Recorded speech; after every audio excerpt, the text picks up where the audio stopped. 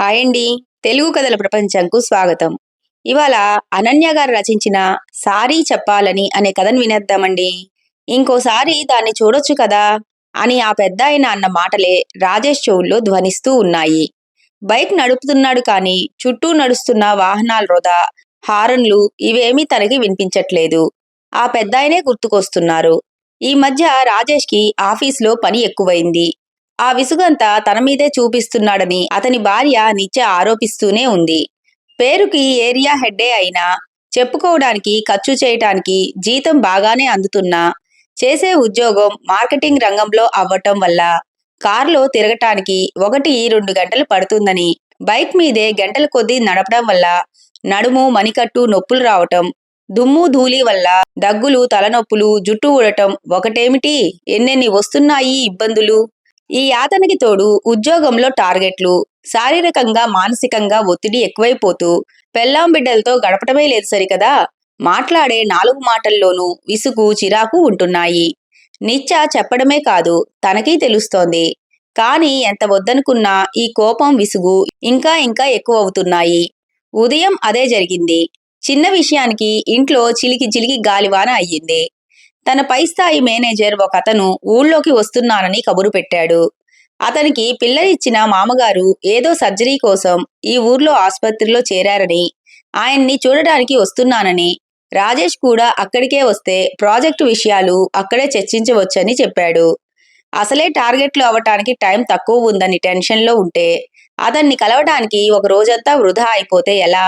పైగా ఆ ఆస్పత్రి ఊరికి ఆ చివరన ఉంది. రాను పోను 4 గంటలు పోతాయి. ఇక అక్కడ చర్చలంటే ఇంకో 4-5 గంటలు పట్టేస్తాయి. కానీ ఇప్పుడు రానని అనలేని పరిస్థితి. ఇంకో నెలలో రివ్యూ మీటింగులు ఉంటాయి. ఈ బాస్ ఇచ్చే రివ్యూను బట్టే రాజేష్‌కి జీతం పెరుగుతుంది.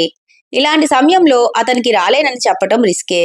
దాంతో చేసేదేం లేక వెళ్దామని నిర్ణయించుకున్నాడు. ఉదయమే బయలుదేరతానని నిత్యకి చెప్పాడు. ఉదయం పిల్లవాడిని స్కూల్‌కి సిద్ధం చేస్తూ ఇడ్లీ వేసి పెట్టింది. పచ్చడిలో ఉప్పు వేయలేదని కేకలేశాడు. అయ్యో, ఇంకా వేయలేదు, అప్పుడే వడ్డించుకున్నావా అంది. అప్పుడేనా? 7ంటికి బయలుదేరాలి అని ముందే చెప్పాను కదా అన్నాడు. చంటిగాడికి స్నానం చేయించటానికి వెళ్ళాను. ఇదిగో వస్తున్నా, ఒక్క నిమిషం అంది. చట్నీ అంతా చేసిన దానివి ఉప్పు వేయటానికి ముహూర్తం కుదరలేదా తమరికి అని విసుక్కున్నాడు. వాడు బాత్రూంకి వెళ్ళాడు, అందుకే వెళ్ళాను, వచ్చి వేద్దామనుకున్నాను, ఈలోపే నువ్వొచ్చేశావు అంది. అంటే నేను రావడమే తప్పంటావు. పోనీ మళ్ళీ గదిలోకి వెళ్ళి ఒక అరగంట సేపు అద్దం ముందు నుంచొని రానా అని మళ్ళీ చిరుబుర్రులాడాడు. ఇదిగో వచ్చేశా, ఆ ప్లేట్ పక్కన పెట్టేసేయ్, ఉప్పు వేసిన చట్నీ ఈ ప్లేట్లో తిను అని ఇంకో ప్లేట్ అందించి అందులోకి ఇడ్లీలను మార్చింది. ఇప్పుడు ఆ పచ్చడి ఏం చేస్తావు, పడేస్తావా అన్నాడు. పడేన్లే అంది. డబ్బులు ఎక్కువైపోయాయి నీకు, సంపాదించేవాడికి తెలుస్తుంది బాధ అన్నాడు. పడేరు మహాప్రభో, నీకు టైం అవుతోంది కదా, బయలుదేరు అంది. అంటే నోరు మూసుకోమంటున్నావు అంతే కదా అన్నాడు. కాదు, నిజంగానే టైం అవుతుంది కదా, ఇబ్బంది పడతావని చెప్తున్నాను. మొగుడితో తప్ప అందరితోనూ సవ్యంగానే మాట్లాడతావు, నా కర్మ అన్నాడు. ఇప్పుడు నేను ఏమన్నాను? ఏమీ అనలేదు, నాకే ఊసుపోక అరుస్తున్నాను. సరే, వాడికి టైం అవుతోంది, స్నానం చేయించాలి, నువ్వు తినేశాక ఈ కాఫీ తాగి తలుపు దగ్గరికి వేసి వెళ్ళిపో అన్నది. వేస్తాన్లే, మీ ఇంట్లోలాగా వదిలేసి వెళ్ళను అన్నాడు. ఏంటి, ఏమన్నావు? ఏం లేదు, అంత ధైర్యమా? లేదు, ఏదో అన్నావు చెప్పు అన్నది. నిన్ను చాలా చక్కగా పెంచారని అంటున్నాను అన్నాడు. ఇప్పుడు ఆ మాటలు మాట్లాడే టైం ఉందా నీకు? పొద్దున్నే లేచి వాడిని తెమిల్చి నాకు టిఫిన్ దగ్గరుండి పెట్టొచ్చు కదా. రోజూ అలాగే పెడుతున్నాను కదా. ఈ రోజు వాడి స్కూల్ టైంలో నువ్వు బయలుదేరుతున్నావు, రోజూ కంటే త్వరగా అన్నది. అవును, అది నా తప్పే, చాలా సంతోషం. ఈ కాలంలో పెళ్ళాలకి ఇవన్నీ ఏం తెలుస్తాయి? మొగుడు ఎంత కష్టపడి వచ్చినా అనవసరం. ఇప్పుడు మళ్ళీ మొత్తం ఆడవాళ్ళందర్నీ ఒక తాటికి కట్టి స్టేట్మెంట్లు ఇస్తున్నావా? ఇక చాలు రాజేష్, నీకు వాడికి కూడా టైం అవుతోంది అంది. నువ్వు మాట్లాడమంటే మాట్లాడతాను, వద్దంటే ఆపేస్తాను, అదే కదా నీకు కావాల్సింది అన్నాడు. అది కావాలి, ఇది కావాలి అని పోరు పెట్టే పెళ్ళాం దొరికితే బావుండేది నీకు. అడగట్లేదు కదా, అందుకే ఇంకా లోకువయ్యాను. పెళ్ళైన కొత్తల్లోనే బాగుండేది. వస్తూ వస్తూ మల్లెపూలో, పానీపూరీనో, చెరుకు రసమో ఏదో ఒకటి తెచ్చేవాడివి. ఇప్పుడు ఇంటికి రావడం అంటేనే బాధ అయిపోతుంది నీకు. అయినా ఏనాడు ఏమీ అడగకుండా సహకరిస్తూ ఉంటే నాకు మిగిలేది ఇదే. ఏదో ఒకటి చెయ్యి. పొద్దున్నే ఈ డిస్కషన్లు నా వల్ల కాదు. నీ టెన్షన్లన్నీ చూపించటానికి నేనే దొరికాను. నువ్వు కూడా అందరితోనూ బానే మాట్లాడతావు. నా విషయానికి వచ్చేసరికి కారాలు మిరియాలు నూరుతావు. పెళ్ళామంటే మొగుళ్ళందరికీ లోకువే అన్నది. నువ్వు కూడా మగవాళ్ళందరినీ ఒక తాటికి కట్టి మాట్లాడుతున్నావు కదా. పానీపూరి కావాలంటే నువ్వు కొనుక్కొని తినొచ్చు.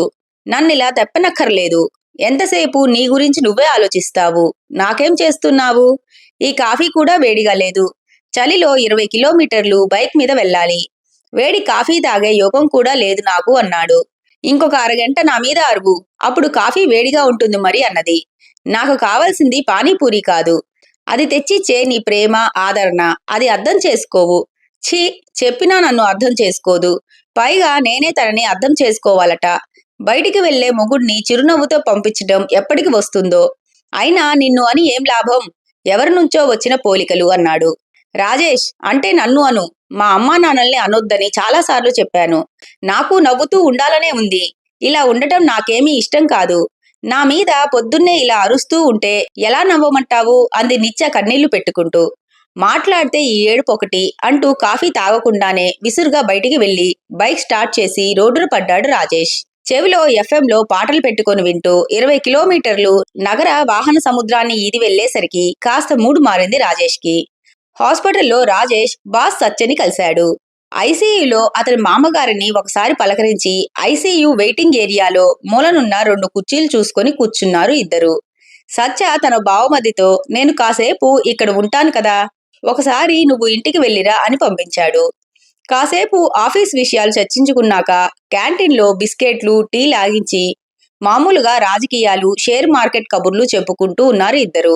2 కుర్చీల అవతల కూర్చున్న ఒక వృద్ధుడిని ఇంతవరకు వాళ్ళు గమనించలేదు. ఆయనే రాజేష్ని పిలిచి, బాబూ, ఇక్కడ ఫోన్ ఛార్జింగ్ పెట్టాను. నా బ్యాగ్ ఇక్కడ ఉంది. ఐసీయూ నుంచి నర్స్ నన్ను రమ్మని పిలిచింది. ఒకసారి వెళ్తాను. కొంచెం నా ఫోను, బ్యాగు చూస్తారా బాబూ అన్నారు. రాజేష్ వాచీ చూసుకుంటూ నేనిక్కడ ఇంకో అరగంట మాత్రమే ఉంటానండి. ఈయన కూడా ఇంక బయలుదేరతారు అన్నాడు. అబ్బే, 5 నిమిషాల్లో వచ్చేస్తాను బాబూ అన్నారు ఆయన. సరే, వెళ్ళిరండి అన్నాడు రాజేష్. ఆ పెద్దాయన నడిచి వెళ్తూ ఉంటే గమనించాడు రాజేష్. చేతివేళ్లు సన్నగా వణుకుతున్నాయి. చిన్నపిల్లల కంటే చిన్నగా బుడిబుడి అడుగులు వేస్తూ నడిచి లిఫ్ట్ వైపుకు వెళ్తున్నారు. 80 ఏళ్ల పైనే ఉంటుంది వయసు.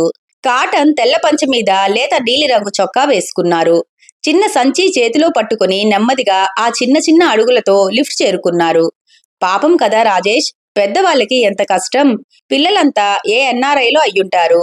ఐసీయూలో ఉన్నది ఆయన భార్య అయ్యుంటుంది అన్నాడు సత్య. అయ్యుండొచ్చు అన్నాడు రాజేష్ ఏదో ఆలోచిస్తున్నట్లుగా తల ఊపుతూ.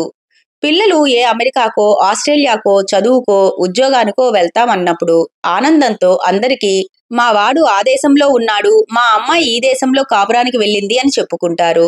తీరా పిల్లల ఆదరణ తల్లిదండ్రులకు అవసరం అయ్యేసరికి వాళ్ళు రాలేరు కూడా. ఇక్కడ వీళ్ళు ఒక్కరే ఉండిపోతారు. ఇప్పుడు మా బావమరిదిని చూడు, ఇక్కడ ఉన్నాడు కనుక తండ్రిని చూసుకుంటున్నాడు. మేము పిలవగానే పలికేలా ఉన్నాము. కాబట్టి మా మామగారికి సర్జరీ అనగానే వచ్చి వాలిపోయాము. హాయిగా ఉన్నారు వాళ్ళు అని తన అభిప్రాయం తాను కుండలు బద్దలు కొట్టినట్లుగా చెప్పుకుపోయాడు సత్య. అవునన్నట్లు తల ఊపుతూ వింటున్నాడు రాజేష్. రాజేష్ తల్లిదండ్రులు తమ సొంత ఊళ్ళోనే అన్నా వదినలతో ఉంటున్నారు కనుక కొంత నిశ్చింతగానే ఉంటుంది రాజేష్కి. అప్పుడప్పుడు తన ఇంటికి వస్తూ వెళ్తూ ఉంటారు. అత్తమామలకి నిత్య అంటే కూతురు. ఈ ఊళ్ళోనే పక్క ఏరియాలో ఉంటూ తరచూ రాకపోకలు సాగిస్తూ ఉంటారు వాళ్ళు కూడా. ఈలోగా ఆ పెద్దాయన మళ్ళీ లిఫ్ట్ దిగి అలాగే బుడిబుడి అడుగులు వేసుకుంటూ తన దగ్గరకు వచ్చారు. ఈసారి మరింత నిశితంగా గమనించాడు రాజేష్. ఆయన చెయ్యే కాదు, మెడ కూడా సన్నగా వణుకుతున్నట్లుగా ఊగుతోంది. పాపం, ఇంత వృద్ధాప్యంలో ఆయనకే ఇలా ఉంటే భార్యను చూసుకోవలసి రావటం ఎంత దారుణం అనుకున్నాడు. పెద్దాయన పక్కకి వచ్చి కూర్చుంటూ, చాలా థ్యాంక్స్ బాబూ, ఏదో సంతకం కావాలని పిలిచింది నర్సు అన్నారు. పర్వాలేదులేండి, ఎవరున్నారండి ఐసీయూలో అని అడిగాడు రాజేష్. మా ఇంటావిడ బాబూ, 4 ఏళ్లుగా నలతగానే ఉంటుంది. 2 రోజుల కిందట రాత్రి ఉన్నట్టుండి వాంతులు చేసుకుంటే ఇక్కడికి తీసుకువచ్చాం బాబూ అన్నారు. ఇప్పుడు బాగానే ఉందా అండి అన్నాడు రాజేష్. వాంతులు అలాగే ఉన్నాయి. ఏదో మందు ఆ రాత్రే ఇచ్చారు. ఏవేవో టెస్టులు చేశారు. ఊపిరితిత్తుల్లో ఏదో ఇన్ఫెక్షన్ మొదలై ఇప్పుడు మెదడుకి చేరిందన్నారు. సర్జరీ అవసరమా లేదా అని డాక్టర్లు మాట్లాడుకొని ఇదిగో ఇందాకే సర్జరీ చేసి చూద్దామని నిర్ణయించారు బాబూ. అందుకే సంతకం పెట్టమంటే వెళ్ళి వచ్చాను అన్నారాయన ఆయాసంగా ఒక్కొక్క మాట పలుకుతూ. మీ పిల్లలు ఎవరు దగ్గరలో లేరా అండి అడిగాడు సత్య. ఉన్నారు బాబూ. ముగ్గురు పిల్లలు ఈ ఊళ్ళోనే ఉన్నారు. రాత్రి ఒకరు పగలు ఒకరు ఇక్కడే ఉంటున్నారు. నన్ను ఇంటికి వెళ్ళిపోమన్నారు. నేనే ఇక్కడ ఉంటానని పట్టుబట్టాను. కొడుకు కోడలు స్నానాలు భోజనాలు చేద్దామని ఇందాకే వెళ్లారు. కూతురు అల్లుడు ఇప్పుడు నాకు భోజనం తీసుకుని వస్తారు. రాత్రి మళ్ళీ చిన్న కొడుకు వస్తాడు అన్నారు. సత్య రాజేష్ ఒకరి ముఖాలు ఒకరు చూసుకున్నారు. మనం అనవసరంగా బోలెడు కథలు అల్లేసుకున్నాం కదా అన్నట్టు కళ్ళతోనే కనీ కనిపించకుండా నవ్వుకున్నారు. నేను ఫుడ్ కార్పొరేషన్లో చేసి రిటైర్ అయ్యాను బాబు. మాకు 22 లోపే పెళ్ళయింది. అది నా మేనకోడలే. పాపం 60 ఏళ్ల పైనే ఒకరికొకరం తోడుగా గడిపాం. అదలా మాటా పలుకు లేకుండా మంచం మీద పడి ఉంటే అని దుఃఖం పొంగుకురాగా వాక్యం పూర్తి చేయలేక ఆగిపోయి కళ్ళు తుడుచుకున్నారు ఆయన. సత్య రాజేష్ ఏమీ మాట్లాడలేదు. అలాగే ఆయన్ని చూస్తూ కూర్చున్నారు. ఆయనే మళ్ళీ మాట్లాడారు. పిచ్చి పిల్ల. చిన్నప్పటి నుంచి గలగలా మాట్లాడేది. కమ్మగా పాటలు పాడేది. ఈ మధ్య ఒక 3 ఏళ్లుగా ముసలిదయ్యింది. ఏదో 3 పూటలా వెళ్లదీస్తూ వస్తున్నాం ఇద్దరం ఉన్నాం కనుక. పేరుకి మొగుడు పెళ్ళాలమే కాని చిన్నప్పటి నుండి అది నాకు ఫ్రెండే. కలిసి ఆడుకున్నాం. నాకు 84 అయితే దానికి 81 ఏళ్లు. 81 సంవత్సరాల స్నేహం మాది. ఇప్పుడు ఉన్నట్టుండి అలా పడి ఉండటం చూస్తే ఏమీ తోచట్లేదు అన్నారు శూన్యంలోకి చూస్తూ పెదవి విరుస్తూ ఆ పెద్దాయన. రాజేష్కి ఎందుకో పెద్దాయన చాలా నచ్చారు. 81 ఏళ్ల స్నేహం. అందులో 65 ఏళ్ల సంసార జీవితం. చాలా బాగుందండి. ఆదర్శ దంపతులన్నమాట. మేమైతే ప్రతిరోజు దెబ్బలాడుకుంటామండి. మీలాంటి వాళ్ళ నుంచి ఎన్నో నేర్చుకోవాలి అన్నాడు రాజేష్. ఆదర్శం అనేది చూసేవాళ్ళు అనే మాటే బాబు. మాటా మాట అనుకోకుండా ఏ మొగుడు పెళ్ళాలు ఉండరు. మళ్ళీ ఎంత త్వరగా కలిసిపోయాం అన్న దానిలోనే ఉంటుంది ఆదర్శం అంతా. నాకు చాదస్తం ఎక్కువ. మా ఆవిడికి విసుగు ఎక్కువ. ఇక ఊహించండి మా కాపురం ఎలాంటిదో అని గర్వంగా నవ్వారాయన. రాజేష్ కూడా చిన్నగా నవ్వి మరి ఎవరు సర్దుకుపోతారు అని అడిగాడు. అది సర్దుకోకపోతే నేను సర్దుకోకపోతే అది అన్నారు. ఇందులో ప్రత్యేకంగా చెప్పాల్సింది ఏముంది అన్న స్వరంతో ఎవరూ సర్దుకోకపోతే అన్నాడు సత్య. ఇద్దరం కలిసి సర్దుకుపోవటమే. జీవితం చాలా చిన్నది బాబు. మనం చూస్తూ ఉండగానే ఎదుగుతాం. పెళ్ళిళ్ళు అవుతాయి. పేరంటాలు అవుతాయి. పిల్లలు, వాళ్ళ చదువులు, వాళ్ళ పెళ్ళిళ్ళు, మనవలు, మనవరాళ్ళు ఇలా రెప్పపాటులో అందరం కైలాస యాత్ర చేయాల్సిందే. కోపాలతో కాలక్షేపం వల్ల ఏం మిగులుతుంది అన్నారు. మీకు కోపం రాదా అని అడిగాడు రాజేష్. ఎందుకు రాదు? దుర్వాసుడి పక్క సీటు నాకే. మొన్న 4 రోజుల క్రితం దాన్ని ఊరికే కోప్పడ్డాను. 4 సార్లు పిలిచినా పలకలేదని. వినికిడి తగ్గిన మనిషిని పట్టుకుని వినపడనందుకు కేకలేస్తే దానికి మనసు చివుక్కుమనదు. ఒక పూటకి నాకు తెలివి వచ్చింది. కాని ఆ రోజే అది ఈ హడావిడి చేసింది. ఇప్పుడు సారీ చెప్పాలని నాకున్నా అది నన్ను గుర్తుపట్టటం లేదు. అసలు కళ్ళు తెరవాలి, నన్ను చూడాలి కదా. సారీ చెప్పగలనో లేదో అంటూనే ఆయన కళ్ళనీళ్లు పర్యంతం అయ్యారు. అంతలో మళ్ళీ పెద్దాయన ఫోన్ మోగింది. మాట్లాడాక నర్సుకి ఓ పాత ఫైల్ కావాలట. ఇచ్చేసి వస్తాను. ఇంకోసారి బ్యాగు కనిపెట్టి ఉండండి బాబు అంటూ లేవబోయాడు. రాజేష్ చడుక్కున లేచి నేను ఇస్తానండి, ఫైలే కదా, మీరు కూర్చోండి అన్నాడు. అలా కాదులే బాబు. ఆ వంకన ఇంకోసారి దాన్ని చూడొచ్చు కదా అని అంటూ ఆ చిన్న చిన్న అడుగులతో వణికే చేతులు కాళ్లతో లిఫ్టు వైపుకు నడిచారు. కాసేపటికి సత్య బావమరిది వచ్చాడు. సత్య మరోసారి తన మామగారిని పలకరించి బయలుదేరిపోయాడు. రాజేష్కి పనులు ఉన్నా పెద్దాయన పిల్లలు వచ్చే వరకు తోడుగా ఉండాలనిపించి ఆగాడు. ఇంకా కాసేపటికి వాళ్ళు వచ్చారు. డాక్టర్తో మాట్లాడారు. సర్జరీ వల్ల లాభం లేదని, ఇన్ఫెక్షన్ బాగా పాకిపోయిందని, ఇంకొన్ని గంటలే ఆవిడకి ఉన్నాయని వాళ్ళు తండ్రికి చెప్పారు. కూతురు వెక్కి వెక్కి ఏడుస్తోంది. కోడలు ఆవిడను ఓదారుస్తోంది. అల్లుడు కొడుకులు డాక్టర్తో మాట్లాడుతున్నారు. పెద్దాయన అలాగే కుర్చీలో కూలబడిపోయారు. ఈసారి ఆయన ఏడవటం లేదు. ఆయన చెప్పవలసిన సారీ చెప్పలేకపోయినందుకు బాధపడుతున్నారా? చిన్నతనంలో ఆవిడతో ఆడుకున్నవి గుర్తు చేసుకుంటున్నారా? పెళ్ళయ్యాక కలిసిపడిన సుఖదుఖాలు ఏమైనా తలుచుకుంటున్నారా? బతికించమని దేవుడిని కోరుకుంటున్నారా? ఆయనకే తెలియాలి. ఏమో, బహుశా ఆయనకి కూడా తెలియదేమో. శూన్యంలోకి చూస్తూ అలా ఉండిపోయారు. ఆవిడకి ఏమైనా అయితే ఆయన ఒంటరైపోతారు. కంటికి రెప్పలా చూసుకునే పిల్లలు ఉన్నారని తెలుస్తోంది. కాని పిల్లలు పిల్లలే, ఆవిడ ఆవిడే. ఆ స్నేహితురాలు లేని లోటుని ఎవరూ తీర్చలేరు కదా. ఇక బయట చీకటి పడుతోంది. 20 కిలోమీటర్లు వెళ్ళాలి కనుక ఆయన్ని పిలిచి బాబాయ్ గారు, పిన్ని గారికి ఏమీ కాకూడదని కోరుకుంటున్నాను. కంగారు పడకండి అన్నాడు. దేవుడే కాయాలి బాబు, వెళ్ళిరండి అన్నారు హ్యాండ్ షేక్ ఇస్తూ. రాజేష్ కాలింగ్ బెల్ కొట్టగానే నిత్య నవ్వు ముఖంతో తలుపు తీసింది. లోపలికి వెళ్లి హెల్మెట్ తీసిన వెంటనే మంచినీళ్లు ఇస్తూ, సారీ రాజేష్, పొద్దున ఏదో హడావిడి టైం అవ్వటం వల్ల నేనే పిచ్చిదానిలా నిన్ను అంటూ ఉన్న నిత్య నోటికి చూపుడు వేలు అడ్డుపెట్టి ష్ అన్నాడు. తనతో తెచ్చిన క్యారీ బ్యాగ్ తీసి ఇచ్చాడు.